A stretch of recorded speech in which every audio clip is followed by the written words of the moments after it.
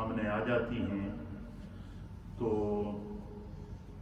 Social media کے اوپر جب کسی بھی قسم کا کوئی ایسا کلپ وائرل ہو جو غیر شرعی ہو یا کسی نے اپنی جہالت کی بنا پر اس کو کیا ہو، وہ پھر جب وائرل ہوتا ہے تو پھر علماء کی اور اہل علم کی یہ شرعی ذمہ داری ہے کہ اسی انداز سے عوام کی اصلاح کی جائے۔ جہاں ہم نے قربانیوں کی بہت بڑی اہمیت ہے، قربانی کے جانور کے ساتھ حسن سلوک کرنے کی بڑی تعلیمات ہیں، اس قربانی کے اوپر جہاں ہم نے اور چیز دیکھی، ایک چیز بار بار مجھے 2-3 کلپ مجھے کسی نے بھیجے ہیں، اور اس میں ہم نے دیکھا کہ قربانی کا جانور ہے وہ باندھا ہوا ہے اور احباب کھڑے ہیں اور ہاتھ میں کلاشنکوف رکھا ہے اور باندھے ہوئے جانور کو وہ نشانہ لگا کر گولی مار رہا ہے۔ استغفر اللہ ربی من کل ذنب واتوب الیہ۔ پھر ایک کلپ دکھایا کہ جانور کے سامنے جب ادم مچایا گیا تو وہ جب بکھر گیا، اس نے بھاگنا شروع کر دیا تو اس کو گلی میں چاروں طرف سے روک دیا گیا، بجائے اس کے کہ اس کو پکڑتے اس کو گولیوں سے بھون ڈالا۔ پھر ایک کلپ دکھایا گیا کہ جانور کو جو ہے وہ باندھ کر ٹانگوں سے باندھا ہوا ہے، گرایا ہوا ہے اور پھر بھی اس کو نشانہ بنا رہے ہیں، گولی لگا رہے ہیں۔ تو یہ اتنا بڑا یہ جانوروں کے ساتھ ظلم ہے، اور بالخصوص قربانی کا جانور۔ تو میں چاہتا ہوں کہ ہمارے معاشرے کے اندر پائی جانے والی اس قسم کی جو جہالت، اس قسم کی جو برائیاں اور اس قسم کی جو کام ہے جس کو لوگ بطور ذوق اور شوق سمجھ کر کرتے ہیں، بے زبان جانوروں کے، یہ جانوروں کے ظلم کے زمرے میں آتا ہے۔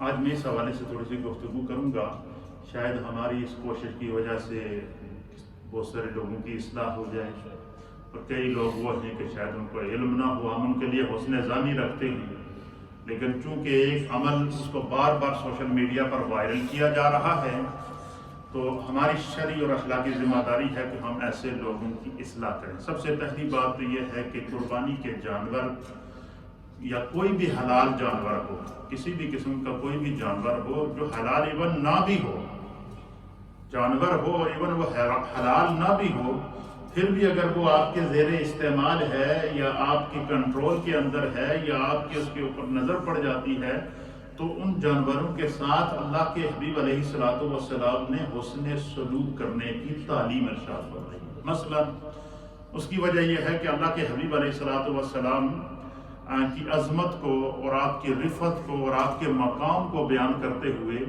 اللہ تعالیٰ نے وحی نازل کی کہ میرے محبوب، آپ پوری دنیا میں قیامت تک آنے والے انسانوں کو اور قیامت تک آنے والی میری جو مخلوق ہے، اللہ نے فرمایا کہ قیامت تک آنے والی میری جو مخلوق ہے، اے محبوب آپ ان پر اعلان کر دیں کہ انی رسول اللہ علیکم جمیعا، انی رسول اللہ علیکم جمیعا، کہ اللہ کے حبیب علیہ الصلوۃ والسلام نے فرمایا کہ میں تمہاری طرف اللہ کی طرف سے تمہارے پاس تمام مخلوق کے لیے خدا نے مجھے رسول بنا کر دیا۔ اور دوسرے مقام پر فرمایا کہ وما ارسلناک الا رحمۃ للعالمین، کہ محبوب ہم نے نہیں بھیجا آپ کو مگر کائنات کے لیے رحمت بنا۔ کائنات سے مراد صرف انسان نہیں، بلکہ اس کائنات میں جو بھی خدا کی مخلوق ہے مصطفیٰ ان کے لیے رحمت ہے۔ اسی طریقے سے جو ہے وہ اللہ کے حبیب علیہ الصلوۃ والسلام کی ظاہری حیات کے اندر ایون جانوروں کو، پرندوں کو کسی قسم کی کوئی تکلیف ہوتی یا ان کا مالک ان کے ساتھ زیادتی کرتا، تو ایسی احادیث ہمیں ملتی ہیں کہ ان جانوروں نے نبی پاک صلی اللہ علیہ وسلم کی بارگاہ میں آ کر فریاد کی، اور حضور علیہ الصلوۃ والسلام نے ان کے مالکوں کو بلا کر ان کی اصلاح کی ہے کہ جانوروں کے ساتھ ظلم نہ کیا کرو، یہ خدا کی مخلوق ہے، جانوروں کے معاملے میں خدا سے ڈرا کرو۔ یہ ہمارا اسلام ہمیں تعلیم دیتا ہے۔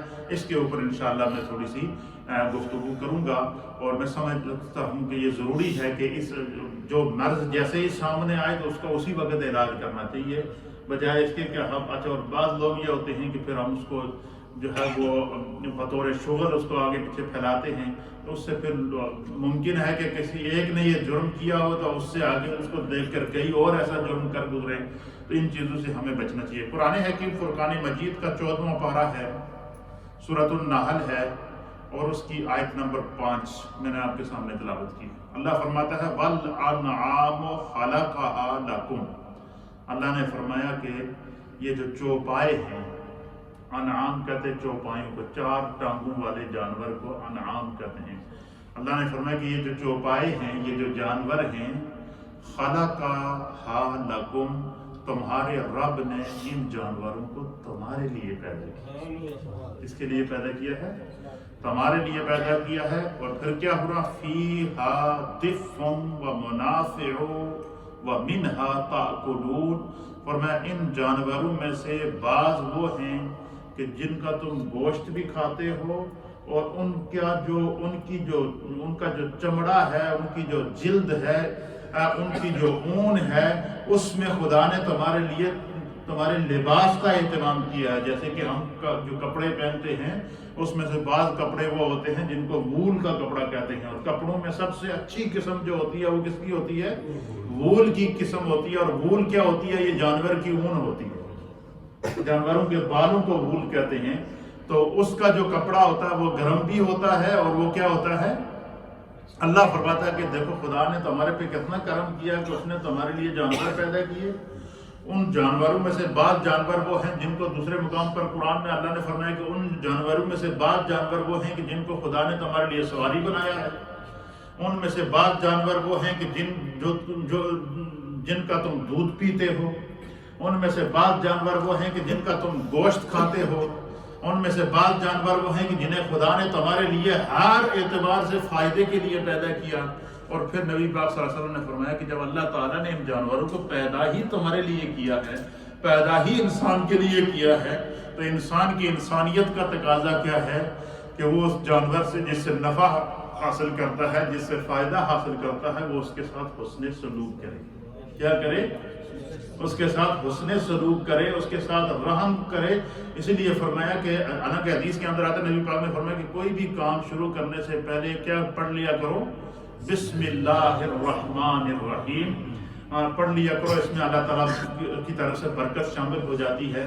فرمایا کہ جب جانور کو ذبح کرو تو کیا پڑھا کرو؟ بسم اللہ اللہ اکبر۔ علماء نے لکھا ہے کہ بسم اللہ الرحمن الرحیم پورا پڑھنے کا اس میں حکم کیوں نہیں ہے؟ تو فرمایا کہ اس کی وجہ جہاں اور وجوہات ہیں مفسرین نے لکھی ہیں، وہاں ایک وجہ یہ ہے کہ جب ہم پڑھتے ہیں بسم اللہ الرحمن الرحیم تو اس آیت کے اندر بسم اللہ الرحمن الرحیم کے اندر اللہ تعالیٰ کو رحمان اور رحیم کر کے پکارا جاتا ہے۔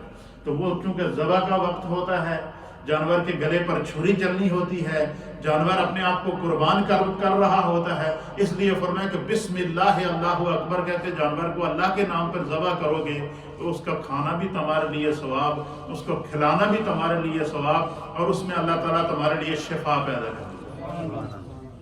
یہ تو قرآن حکیم فرقان مجید میں اللہ تعالیٰ نے جانوروں کی عظمت کو بیان۔ آپ فرمائیں کہ اس سے بڑی وہ کیا ہوگی کہ جانوروں کے حوالے سے متعدد قرآن پاک کی آیات اللہ نے نازل فرمائی ہیں۔ کہیں فرمایا کہ تمہارے لیے چوپائیوں کو پیدا کیا، کہیں فرمایا کہ تمہارے لیے جانور جو ہے وہ بعض وہ ہیں کہ جن کی تم سواری کرتے ہو، بعض وہ ہیں جن پر تم چیزیں بوجھ لاد کے لاتے ہو، بعض وہ ہیں کہ جن کو تم جو ہے وہ اپنے کاموں کے اندر لاتے ہو۔ تو اس لیے جو ہے وہ فطری طور پر جو ہے وہ اللہ تعالیٰ نے جانوروں کے ساتھ اچھا سلوک کرنے کی جو ہے وہ تاکید ارشاد فرمائی ہے۔ قرآن حکیم فرقان مجید کی اس آیت کو آپ نے سماعت فرمایا، میں چند احادیث کو آپ کی طرف لے کر آؤں گا تاکہ ہمیں پتہ چل سکے کہ ہم بحیثیت مسلمان اسلام ہمیں کیا ذمہ داریاں سکھاتا ہے۔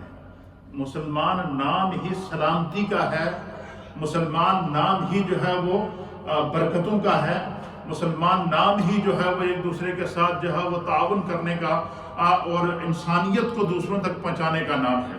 تو میرے سامنے حدیث پاک ہے، حضرت عبداللہ بن مسعود رضی اللہ تعالیٰ عنہ اس حدیث کے راوی ہیں۔ آپ فرماتے ہیں کہ ایک مرتبہ نبی اکرم صلی اللہ تعالیٰ علیہ وآلہ وسلم جو ہے وہ ایک سفر میں ہمارے ساتھ تھے اور صحابہ اکرام حضور کے ساتھ سفر میں موجود تھے.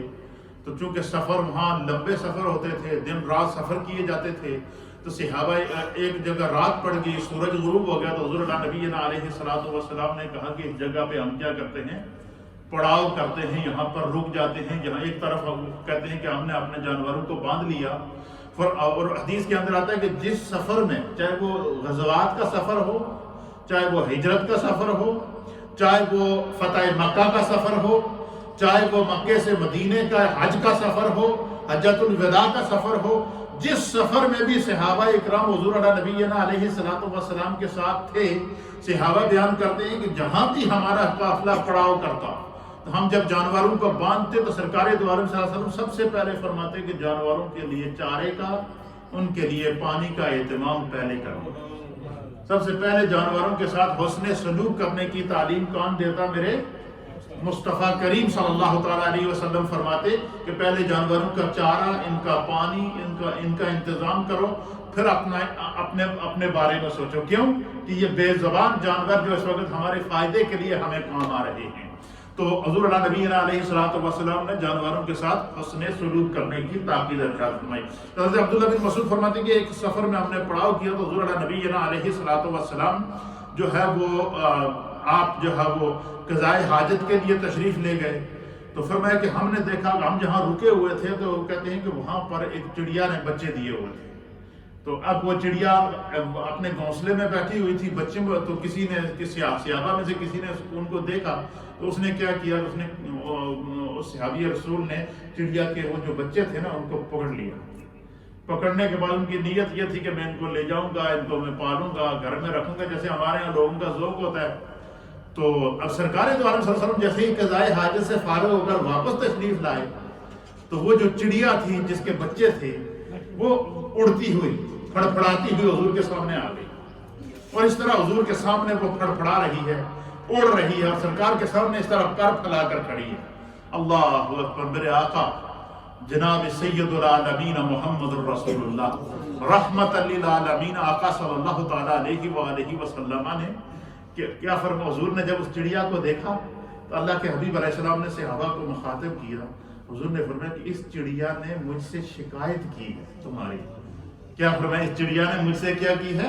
شکایت کی ہے. اور اس چڑیا نے مجھ سے کہا کہ یا رسول اللہ صلی اللہ تعالیٰ علیہ وآلہ وسلم، آپ کے صحابہ میں سے کسی نے میرے بچے اٹھا لیے ہیں اور میرے چھوٹے بچے ہیں. حضور نے فرمایا کہ تم میں سے کس نے اس چڑیا کے بچے اٹھائے ہیں؟ تو صحابہ میں سے کسی نے عرض کیا کہ یا رسول اللہ ہم نے اٹھائے ہیں. حضور نے فرمایا اس چڑیا نے شکایت کی، ان کے بچے یہاں سے اٹھائے، ان کو واپس وہیں چھوڑ دو. اب وہ بچے صحابہ نے وہاں سے اٹھائے، اسی گھونسلے میں جب واپس چھوڑے اور وہ چڑیا مچلتی ہوئی، جھومتی ہوئی، زبان حال سے میرے مصطفیٰ پر درود و سلام پڑھتی ہوئی اور بڑے پیار اور محبت کے ساتھ پھر حضور کے سامنے سے خوشی کے مارے مچلتی ہوئی گئی اور جا کر اپنے گھونسلے میں اپنے بچوں کے اوپر بیٹھ گئی. اور حضور نبی علیہ الصلوۃ والسلام نے فرمایا کہ جانوروں کے معاملے میں کیا کرو، خدا سے ڈرا کرو. ایک بات. دوسری حدیث آتی ہے اور اسی طریقے سے جو وہ اس حدیث کی شرح کے اندر ہمارے محدثین اور مفسرین نے لکھا ہے کہ بعض لوگ ایسے ہوتے ہیں کہ جو جانوروں کو آپس میں لڑاتے ہیں، مثلا کتوں کی لڑائی کرتے ہیں، مرغوں کی لڑائی کرتے ہیں، بٹیروں کی لڑائی کرتے ہیں، اور اس کے اوپر پورا محلہ جمع ہوتا ہے اور ان بے زبان جانوروں کو لڑا رہے ہوتے ہیں. تو اللہ کے حبیب علیہ الصلوۃ والسلام نے جانوروں کو حدیث پاک کے اندر آتا ہے، اور یہ حدیث ہے سنن ابو داؤد شریف کی حدیث نمبر ہے 2562. اس حدیث کے اندر نبی اکرم صلی اللہ تعالیٰ علیہ وسلم نے حضرت عبداللہ بن عباس رضی اللہ تعالیٰ عنہ کو بیان کرتے ہیں کہ حضور نبی علیہ السلام نے منع فرمایا ہے کہ جانوروں کو آپس میں لڑایا نہ کرو. یہ بے زبان جانور ہوتے ہیں، ان کے مقابلے نہ کرایا کرو، ان کو تکلیف نہ پہنچایا کرو. تو جانوروں کے ساتھ حسن سلوک کرنے کی تاکید نبی پاک صلی اللہ علیہ وسلم. اس حدیث میں کیا حضور نے جانوروں کو آپس میں لڑانے سے منع کیا ہے. تو اس سے ان لوگوں کو سبق سیکھنا چاہیے جو جانوروں کو لڑاتے ہیں, کتوں کو لڑاتے ہیں, بٹیروں کو لڑاتے ہیں, مرغوں کو لڑاتے ہیں اور اس کے اوپر پورا محلہ جمع ہو کر جشن مناتا ہے. یہ گناہ کے زمرے میں آتا ہے. نبی پاک صلی اللہ تعالیٰ علیہ وآلہ وسلم نے اس سے کیا کیا ہے؟ منع فرمایا ہے.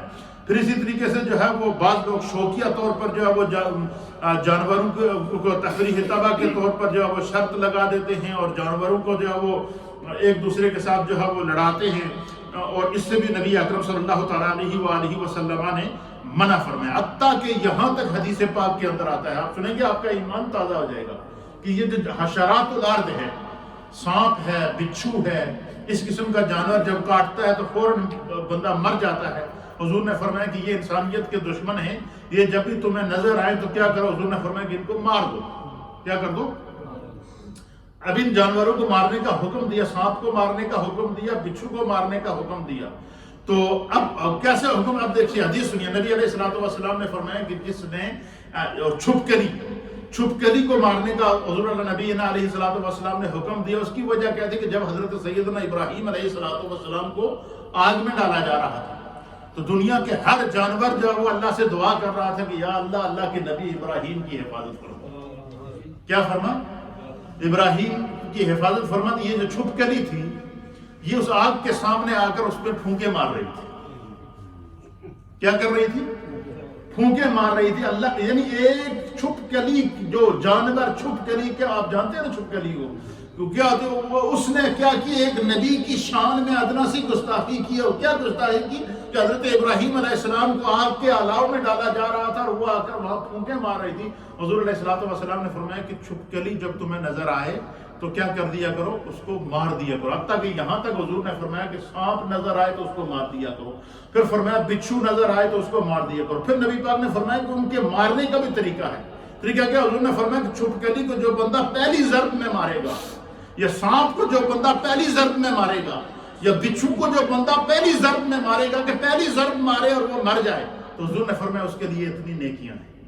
فرمایا جو دوسری ضرب میں مارے گا اس کے لیے اتنی نیکیاں ہیں, جو تیسری ضرب میں مارے گا اس کے لیے اتنی نیکیاں ہیں. یہ بیان کر دیا. پھر اسی طریقے سے نبی علیہ السلام نے, جب ہم آگے جائیں تو آپ کو جو ہے وہ اور گرگٹ کو بھی اسی طریقے سے حضور نبی علیہ السلام نے اس کے بارے میں بھی اسی طرح کی حدیث میں ارشاد فرمایا. پھر نبی اکرم صلی اللہ تعالیٰ علیہ وسلم نے موذی جانوروں کو جو ہے موذی جانور, جو جانور نقصان پہنچاتے ہیں, حضور نے فرمایا کہ جب تمہیں نظر آئے تو ان کو مار دو. اب ایک دفعہ ایسا ہوا کہ ایک قافلہ جا رہا تھا صحابہ اکرام کا, تو ان میں سے ایک بستی سے حضور کا گزر ہوا, تو انہوں نے دیکھا کہ وہاں پر چونٹیوں کی بستی تھی. کس کی بستی تھی؟ اور چونٹی کے بارے میں قرآن پاک میں پوری سورت ہے جس کو سورہ نمل کہتے ہیں. کیا ہے؟ اور اللہ نے اس واقعے کو بیان کیا کہ جب حضرت سیدنا سلیمان علیہ السلام قافلہ لے کر جا رہے تھے تو آگے چونٹیوں نے گھر بنائے ہوئے تھے, چونٹیوں گھروں سے باہر نکلی ہوئی تھی, تو 3 میل دور تھا حضرت سلیمان علیہ السلام کا قافلہ. اب دیکھیں ان جانوروں کے اندر حشرات الارض, چونٹی کتنا چھوٹا جانور ہوتا ہے, ان جانوروں کے اندر اللہ تعالیٰ نے ان کی قوت حس اتنی بڑی رکھی ہوتی ہے کہ 3 میل دور حضرت سلیمان علیہ السلام کا قافلہ تھا. قرآن اس منظر کو بیان کرتا, اللہ نے وحی کے ذریعے بیان کیا کہ چونٹیوں کی جو ملکہ تھی, جو چونٹیوں کی بادشاہ تھی, ملکہ تھی, اس نے اعلان کیا تمام چونٹیوں کو کہ جتنی بھی چونٹیوں باہر پھر رہی ہو ساریاں اپنے اپنے سوراخوں میں گھس جاؤ. کیا کرو؟ اپنے سوراخوں میں گھس جاؤ. کیوں؟ فرمایا سلیمان علیہ السلام کا قافلہ آ رہا ہے, کہیں ایسا نہ کہ وہ تمہیں اپنے قدموں تلے راند دے. اب قافلہ کتنا دور تھا؟ 3 میل دور تھا. سلیمان علیہ السلام نے 3 میل دور چونٹیوں کی ملکہ کی اس آواز کو سنا. قرآن بیان کرتا فتح کا, اور سلیمان علیہ السلام مسکرا دیے, ہنس دیے. کیا کر دیے؟ ہنس دیے. تو سلیمان علیہ السلام نے قافلہ روک دیا. قافلہ روک دیا اور آپ نے, قرآن اس منظر کو بیان کرتا ہے, سلیمان علیہ السلام نے قافلہ روک دیا اور آپ نے حکم فرمایا کہ راستہ بدلی کرو بابا. سارے قافلے کو کیا کہا؟ راستہ بدلی کرو. قافلے والوں نے کہا کہ یہ راستہ صحیح ہے, سیدھا ہے, آپ نے فرمایا راستہ تو سیدھا ہے لیکن 3 میل دور چونٹیوں کے گھر ہیں، اور چونٹیوں کی ملکہ نے اعلان کیا ہے کہ تمہارے قافلے سے ان کی جانوں کو خطرہ ہے، اس لیے تم قافلہ بدلی کر دو۔ اب یہ قرآن ایک چونٹی کے ساتھ رحم دلی کی تاکید بیان فرما رہا ہے۔ سلیمان علیہ السلام نے ایک چونٹیوں کے لیے ان کے ساتھ رحم دلی کی، قافلہ بدلی کیا اللہ نے قیامت تک۔ حالانکہ اس واقعے کو اللہ سلیمان علیہ السلام کی شریعت میں رکھ سکتا تھا، سلیمان علیہ السلام کی شریعت میں بھی اس کو بیان کر دیتا، لیکن سلیمان علیہ السلام اور سرکار دو عالم صلی اللہ علیہ وسلم کا جو دور ہے اس میں تقریباً 4000 سال کا وقفہ ہے۔ کتنا وقفہ ہے؟ 4000 سال پہلے کا یہ واقعہ ہے، اللہ نے پھر قرآن میں نازل کیا۔ کیوں؟ تاکہ انسان کو پتہ چلے کہ انسانیت کس چیز کا نام ہے۔ جب قرآن ایک چونٹی کو مارنے سے جو ہے وہ اس کے ساتھ حسن و سلوک کرنے کی تعلیم ارشاد فرما رہا ہے، اسی طریقے سے حدیث کے اندر آتا ہے کہ ایک بستی سے حضور کا قافلہ گزرا تو دیکھا کہ اس بستی میں کوئی چونٹیوں کے گھر تھے، حشرات الارض کے گھر تھے۔ حشرات الارض ان جانوروں کو کہتے ہیں جو زمین کے اندر رہتے ہیں، تو ان کے گھر تھے۔ تو ان بستی والوں نے سوچا کہ یار یہ چونٹیاں باہر نکلتی ہیں اور یہ ہمارے گھروں میں گھس آتی ہیں تو ہمیں بڑی تکلیف ہے۔ انہوں نے کیا کیا جی کہ انہوں نے وہاں ان جو چونٹیوں کے جو گھر تھے ان کے اوپر کیا ڈالا، ان کے اوپر چیزیں ڈالنے کے بعد لکڑیاں وغیرہ ڈال کے ان کو آگ لگا دی۔ کیا کر دی؟ آگ لگا دی۔ اب آگ لگائی تو وہاں سے سرکار کے قافلے کا گزر ہوا، حضور اللہ نبی علیہ الصلوۃ والسلام نے قافلہ روک دیا۔ آپ نے فرمایا کہ یہ ان چونٹیوں کے گھروں کو کس نے جلایا ہے؟ تو ان بستی والوں نے عرض کیا کہ یا رسول اللہ ہم لوگوں نے جلایا ہے، یہ باہر نکل جاتی تھی، ہمارے گھروں میں گھس آتی تھی۔ تو حضور اللہ نبی علیہ الصلوۃ والسلام نے فرمایا کہ آگ کا عذاب دینے کا اختیار صرف اللہ کو ہے۔ کسی بھی جانور کو آگ میں نہ جلاؤ، اس کا اختیار صرف خدا کو ہے۔ اللہ جسے چاہے گا آگ میں جلائے گا، جسے چاہے گا آگ سے بچائے گا۔ تو تم جانوروں کو آگ کا عذاب نہ دیا کرو، حضور نے اس سے منع کیا ہے، اور صحابہ اکرام کو منع کیا ہے کہ چونٹیاں ہوں یا کوئی بھی ایسا جانور ہو، بے شک موذی جانور ہی کیوں نہ ہو، فرمایا کہ اس کو آگ میں نہ جلاؤ کیونکہ آگ میں جلانے کے اختیار تمہیں نہیں ہے۔ اب آپ دیکھیں کہ اس سے بڑی صفاقی کوئی ہوگی کہ قربانی کا وہ جانور ہے جس جانور کے قطرہ خون کے بدلے میں انسان کی مغفرت۔ حضور نے فرمایا کہ قربانی کے جانور کے ایک ایک بال کے بدلے میں تمہاری نیکیاں۔ حضور نے فرمایا کہ قربانی کا جانور کا قطرہ خون زمین پر گرنے سے پہلے تمہاری بخشش۔ حضور نے فرمایا قربانی کا جانور قیامت کے دن تمہارے لیے سواری بنایا جائے گا۔ حضور نے فرمایا قربانی کا جانور وہ جانور ہے کہ حضور نے فرمایا کہ یہ پل صراط پر تمہاری سواری بنے گا اور یہ تمہارے لیے سواری کا کام دے گا، اور فرمایا کہ اچھے انداز سے خوش دلی سے قربانی کیا کرو۔ ایک چونٹی کو جو ہے وہ ناجائز مارنے سے منع کیا، ایک چڑیا کو ناجائز مارنے سے منع کیا، جانور کو بھوکا رکھنے سے حضور علیہ الصلوۃ والسلام نے منع کیا۔ اس سے بڑی صفاقی آپ نے دیکھی ہے؟ اسی عید کے اوپر لوگوں نے قربانی کے جانوروں کو باندھا اور باندھنے کے بعد پھر اس کو گولیوں سے اڑایا۔ انا للہ و انا الیہ راجعون۔ اس سے بڑی صفاقی کوئی ہوگی؟ یہ ظلم ہے جانوروں کے اوپر۔ اور وہ لوگ جنہوں نے یہ اس طرح کا گھنونا حرکت کی ہے کہ قربانی کے جانور کو باندھ کر اس کو گولیاں ماری گئی ہیں، حالانکہ قربانی کے جانور کو ذبح کرنے کا میرے مصطفیٰ نے طریقہ بتایا ہے۔ حضور نے اپنے ہاتھوں سے جانور کو ذبح کیا۔ حضور نے فرمایا کہ جب تم قربانی کے جانور کو ذبح کرو تو اس سے پہلے چھری کو تیز کر لو تاکہ جانور کا گلا کٹتے ہوئے اس کو تکلیف نہ پہنچے۔ یہ اسلام ہے، یہ رحمت للعالمین، آقا کی رحمت للعالمین ہی ہے۔ حضور نے فرمایا کہ جب قربانی کے جانور کو ذبح کرو تو اس سے پہلے چھری کو تیز کرو۔ فرمایا جب قربانی کے لیے جانور منتخب کر لو تو سرکار نے فرمایا جب تک تمہیں اسے اللہ کے راستے میں قربان کرتے تم اس کی خدمت کرو، اس کو کھلاؤ پلاؤ۔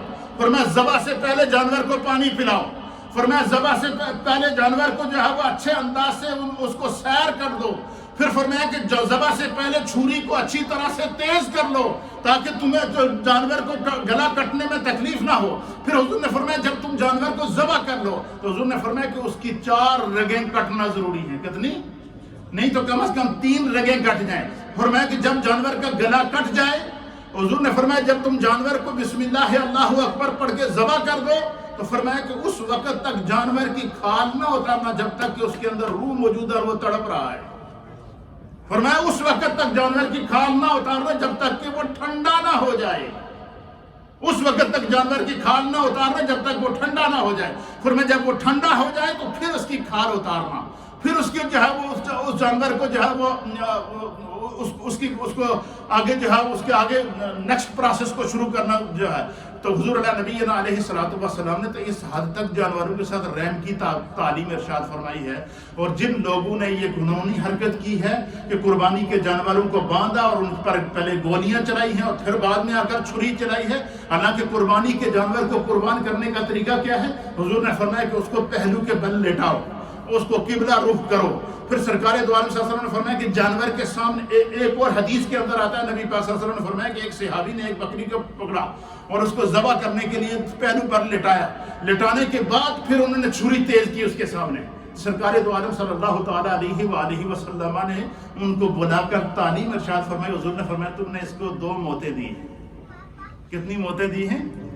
ایک تو یہ خود قربان ہونے جا رہا ہے، دوسرا تو اس کے سامنے چھری تیز کر رہا ہے۔ اس لیے سرکار نے فرمایا کہ جب تم قربانی کے جانور کو ذبح کرو تو پہلے سے چھری تیز کرو، جانور کے سامنے چھری تیز نہ کرو۔ اب ہم نے اس ویڈیو کلپ کے اندر دیکھا غدر مچا ہوا ہے، پورا محلہ جمع ہے اور شغل لگائے ہوئے ہیں اور جب کلاشن کوف اٹھائے ہوئے ہیں، ریوالور اٹھائے ہوئے ہیں اور اس جانور کو باندھا ہوا ہے اور اس کو گولیاں مار رہے ہیں اور پھر اس کے بعد جا کر اس کے اوپر چھری پھیر رہے ہیں۔ حالانکہ حکم کیا ہے کہ قربانی کے جانور کو لٹاؤ، پہلو کے بل لٹانے کے بعد اس کو باندھ لو، باندھنے کے بعد پھر فرمایا کہ بسم اللہ اللہ اکبر پڑھو، پھر اس کو ذبح کرو، ذبح کرنے کے بعد پھر دعا کرو۔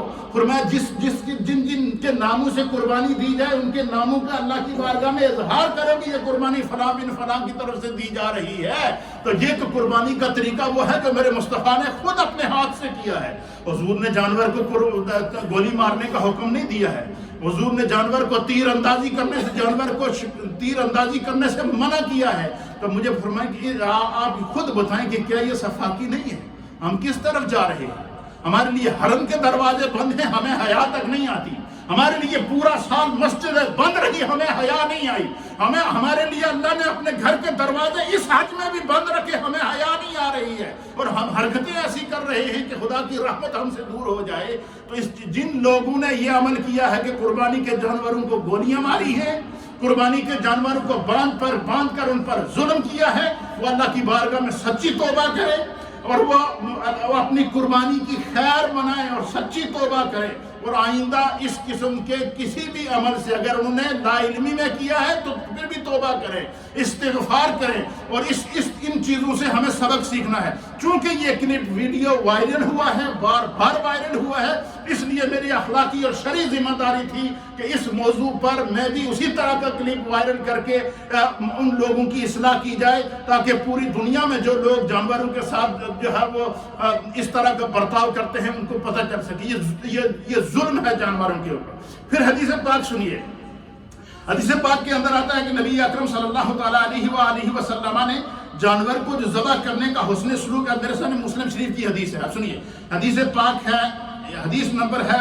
1955، اور اس حدیث میں ہے کہ نبی اکرم صلی اللہ تعالیٰ علیہ وسلم نے جو ہے وہ نبی علیہ السلام نے جانور کے ساتھ ذبح کے وقت حسن سلوک کرنے کی تاکید ارشاد فرمائی۔ اور حسن سلوک کیا؟ حضور نے فرمایا کہ جانور کو ذبح کرنے سے پہلے چھری کو تیز کر لو اور جانور کے سامنے چھری نہ کرو، ذبح کرنے سے پہلے اس کو پانی پلاؤ، ذبح کرنے سے پہلے اسے کھلاؤ، حتیٰ کہ یہاں تک فرمایا کہ جب تمہیں قربانی کا جانور مل جائے عظموا اضحایاکم، حضور نے فرمایا پھر قربانی کے جانور کی تعظیم کرو۔ کیا قربانی کے جانور کو گولی مارنا اس کی تعظیم ہے کیا؟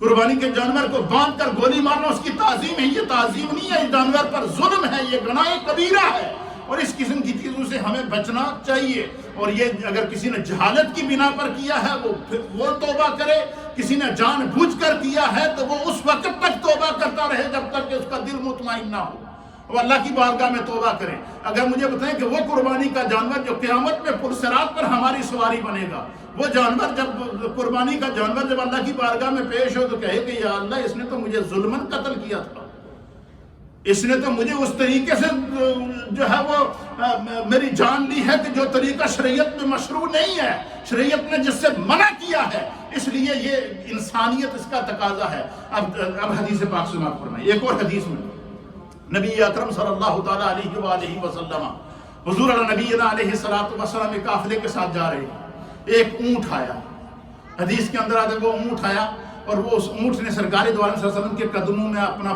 سر رکھ دیا اور پھر بڑبڑانے لگا۔